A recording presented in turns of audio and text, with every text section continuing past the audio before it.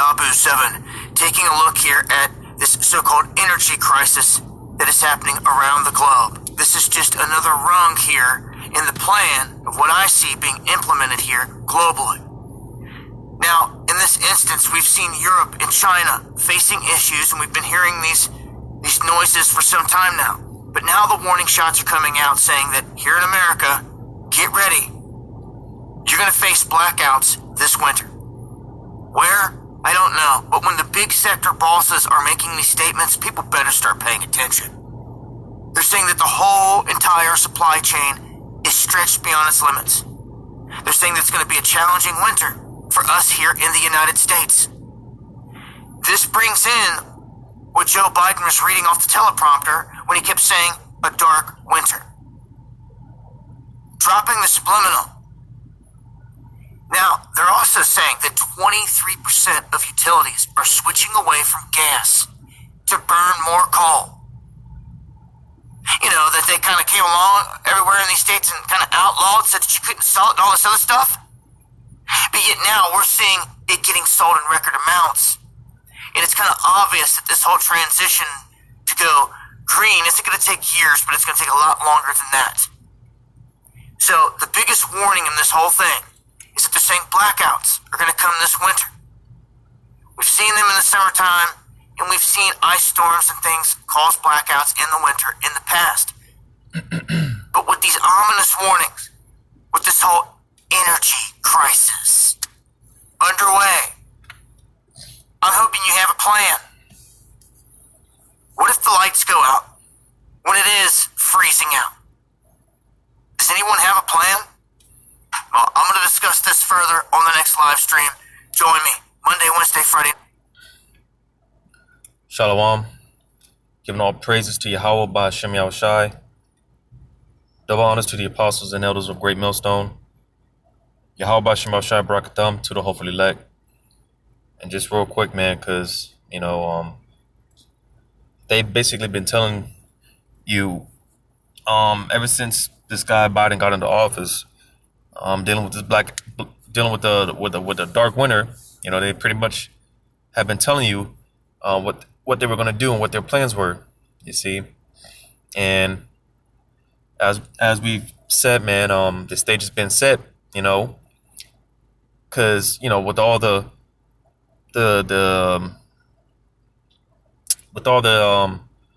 cargo ships that deliver that are supposed to dock to the shores of America, and where the trucks go to get those goods and supplies to deliver to the stores. You see, pretty much the whole supply chain has been jacked up, so to say. And, this is why we're going to start seeing a lot less goods and supplies, which, they're already talking about, which is going to lead way to a lot of other things, because it's going to be like a domino effect, so. Like I said, man, with all that, man, again, the stage has been set, which a lot of people, some people with some ounce of common sense could see how this is all being orchestrated. Because like I said, they told you what they were going to do. They've been telling you what they were going to do dealing with the dark winter. And now with this energy crisis, all right, like out there in I believe it said the Europe, like with the UK, it's gotten so bad out there that they had to send in the military to, ration out certain fuel resources and things like that. China, because if you don't know, with China, man, and Salakia, man, because I'm dealing with some issues in the flesh. So if you see, if you hear me talking kind of funny, man, I'm just trying to deal with the pain and whatnot. But Salakia about that. But with China, man, they had some rolling blackouts out there in China. You see, I believe they had like an electricity shortage. Which that they were talking about how the ripple effect on that could, affect global economies, stuff like that. As well as the export sector, So again, man, with all that being said, because the stage is being set one way or another. Like I was also paying attention to Lebanon, because if you don't know, with Lebanon, man, they just had a blackout, and pretty much the only lights that they had over there in Lebanon were the headlights from vehicles. You see, yeah, like with Lebanon, that's the only lights they had were the lights from that was pretty much like the only electricity over there. And I haven't followed up with that situation with Lebanon, so I don't know if they actually got the power back on or whatnot. But pretty much with all this being said, man, because you got a lot of beta tests going on, man, and like they've been saying, or like they said, man, or like they've been saying, excuse me, somehow, some way, shape, form, or fashion, that eventually it's going to take place over here in America. All right, because with the demand being high, on these, like you got the heat oil, there's shortages in propane and natural gas and coal, fossil fuel shortages. There's shortages on all these resources and whatnot, and going back to Lebanon, due to the fact that you have these shortages, like with Lebanon, I believe they said something about how, now I don't know if something happened to where they had to shut the what was it, the power plants down or something like that, or was it some type of weather anomaly? I believe it was. I believe they had to actually turn off like two of their main power sources due to the fact that, like I said, there's a shortage in these these resources and whatnot. All right, and you see, like I said, the fact that you got a lot of beta tests going on because you got rolling blackouts going on in different places. I believe, if I'm not mistaken, Venezuela just had one, or it might have been Colombia. It was one of those northern nations. Well, I believe there was another place in I don't know if it was Iran or Iraq, but basically, like I said, you got these rolling blackouts going on in different places, right? And again, because it's just a matter of time before it comes here to America, which they're predicting. Again, due to the fact that you have all these shortages in these resources. All right, you see, that could be an excuse. That could be their justification on turning out, basically shutting the lights off. With these power plants out here in America, that could be an excuse for them to cut them out because, again, there's a shortage.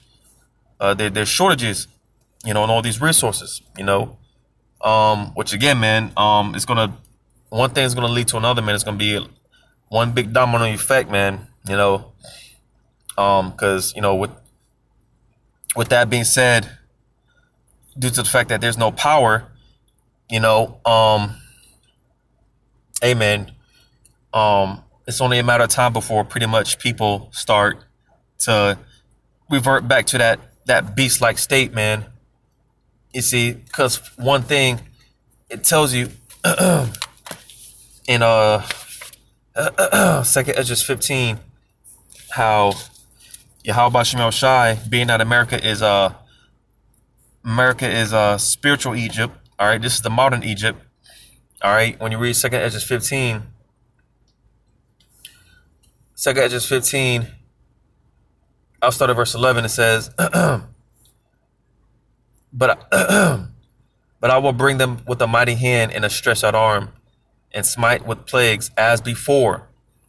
All right, so this is how you know it's not talking about ancient Egypt, because it said the Lord said he will smite Egypt with plagues as before.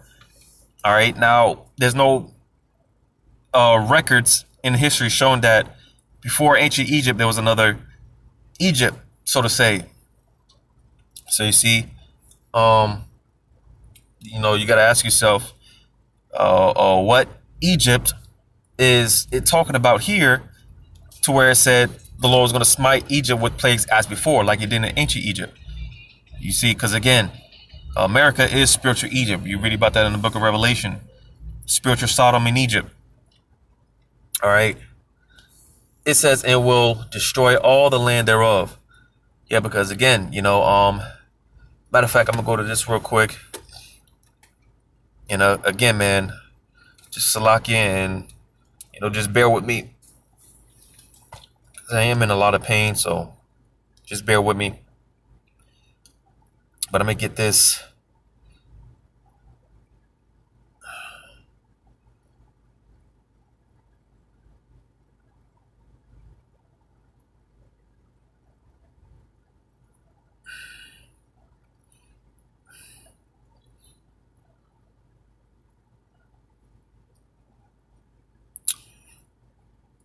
I know that's in the book of Zechariah.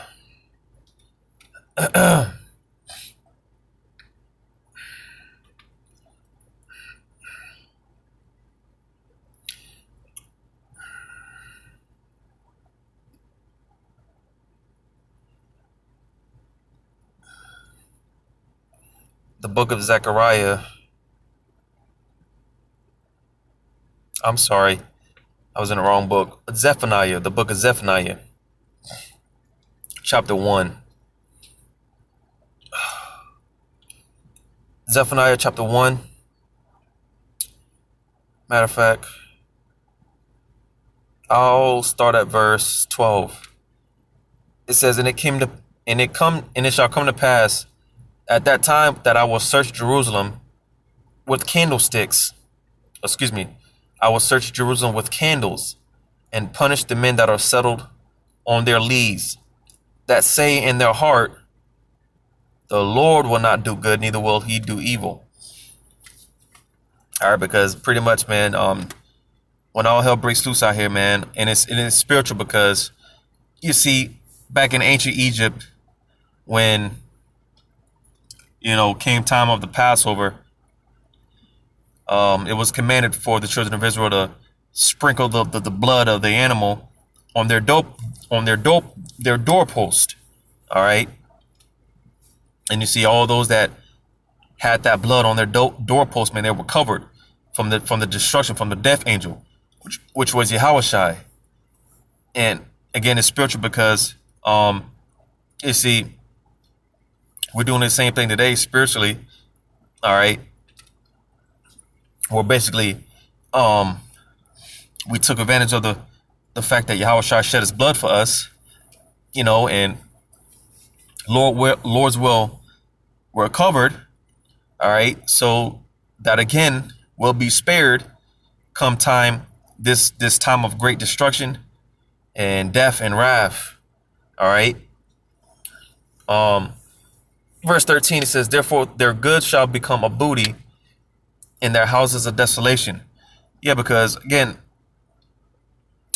when pretty much when the lights go out, man, it tells you in here, I'm gonna get this real quick in Second Ezra chapter, what is that?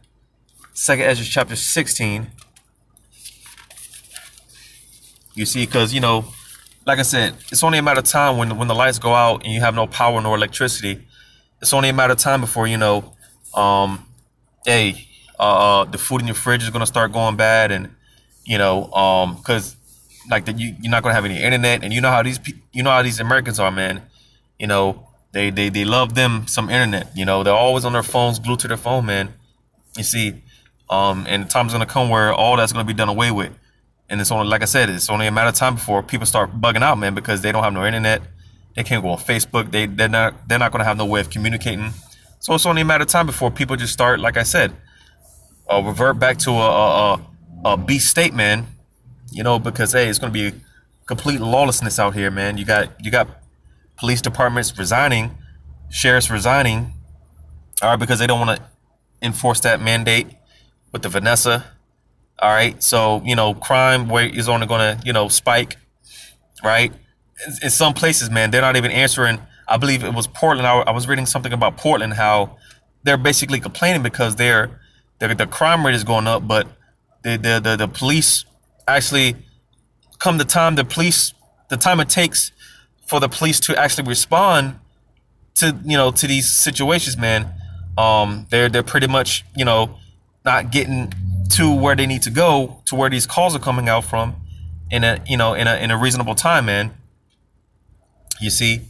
So on another note, because hey, the stage, and like I said, man, this is something that a lot of people already know. All right, people with some form of common sense can see how all this is being orchestrated, because the stage is being set for a purge like setting out here. And you see when the lights go out, and hey, there's not going to be a lot of food and supplies and things of that nature, right? That's why I'm gonna get this here in Second Ezra chapter 16 and verse 31. It says, "Even so, in those days there shall be 3 or 4 left by them that search their houses with the sword." So you see, it's going to be something like straight out of a movie, man, where you have people linking up, traveling in bands, right? Because more so there's power in numbers, right? So you're going to have people traveling or linking up in bands, man, traveling from house to house, looking for goods, looking for resources. All right. Stuff like that's going to be going on out here, you see. And so that's why going back to Zephaniah 1 and 13, it says, "Therefore their goods shall become a booty, and their houses a desolation," because you got a lot of people stockpiling food and stacking up stuff like that, man. Where in a lot of cases, these people don't even understand that they're just getting all those foods and supplies together for someone else to come and ransack their stuff, man. You see, it says, "They also shall build houses, but not inhabit them, and they shall plant vineyards, but not drink the wine thereof." Good, because what the scriptures talk about, how pretty much, man, how about Shemal Shah is closing the curtain on this place. All right, you still got a lot of people, even with everything that's going on, you still got a lot of people in the mindset of trying to establish themselves, trying to be entrepreneurs, and start up a business and all this other stuff. When that time is done, man. Like I said, the Lord is closing the curtain on this place, and that's why when you read verse 14, it's the point. It says, "The great day of Yahweh." I'm sorry. The point is in 15, but I'll read 14. "The great day of Yahweh is near. It is near and hasteth greatly. Even the voice of the day of Yahweh, the mighty man shall cry there bitterly." Yeah, because hey, what's comfortable to a lot of people, Yahweh Shemal Shah, little by little, man, he's taking, he's stripping that which is comfortable to these people, man. You're seeing a lot of these people, they don't know how to deal with adversity. They don't know how to deal with tribulation. You see, this is why Yahweh Shemal Shah, like for those of us in the truth, man, it just seems like we can't catch a break. It just seems like it's one thing after another. I'm sure a lot of us, we grew up, as when we were growing up, man, we had it to where sometimes our lights wouldn't be on. Sometimes we wouldn't have water. You see, that was Yahweh Shemal Shah. He's training us up. Like I said, it just seems like we can't catch a break out here, struggling to pay bills, and just one thing after another. Like I said, Yahweh Shemal Shah, he's training us up. Because I mentioned this in a previous video, in another video the other day, about how basically we're in basic training. Because when it's all said and done out here, for the most part, a lot of this stuff is not going to be unfamiliar to us. We're for the most part, we're the Spirit is going to have it to where we're going to know what to do, and we're going to be able to manage and get by through the Spirit and power of Yahweh Shemal Shah. But you see, these people, they don't know how to deal with adversity. So when that day comes, man, this is why people are going to start bugging out, right? Verse 15 is the point. It says, "That day is a day of wrath, a day of trouble and wasteness. Excuse me. A day of trouble and distress. A day of wasteness and desolation. A day of darkness and gloominess. So you see again, just like I read in the second Esdras, like I read in the second Esdras 15, man, the Lord said he was going to bring the plagues to Egypt like he did before. And what was one of the plagues? That darkness. All right. Darkness that could be felt. Darkness so thick that it could be felt to the point where even if you had fire burning in front of you, you couldn't see it because of how dark it was, man. And you see, a lot of people don't understand when it comes to that story. Those Egyptians, man, they weren't just sitting in darkness for 3 days, man, and just, twinkling with their thumbs. No, man. You see, when Yahweh Shema Shah brought that darkness, he opened up the fourth dimension. And that's why when you read in the book of Wisdom of Solomon, all right, hey, man, those Egyptians, they called hell. They were seeing apparitions, right? The Lord brought the fourth, he opened up the fourth dimension. And again, he did that back then. You see, and it was a horrible thing back then. Being that the earth is much more wicked now, how much more now? How much more the pain and tribulation, the distress, how much more is it going to be now? You see, because, hey, the Lord's getting ready to open the fourth dimension, which he's pretty much been doing on a low level. That's why you're seeing chariot sightings, man, all over the place. More and more chariot sightings is to the point where people are just, going outside and recording these chariots on TikTok, Snapchat. You see? So this is what these people got to look forward to. All right. Amen. When the Lord opens this fourth dimension, all right, hey, you're going to see all type of demons, man. We're going to see all type of stuff out here, man. You see, the Lord's getting ready. You talk about a Halloween. We're getting ready to, well, not we, but, these people are getting ready to celebrate Halloween in a few weeks.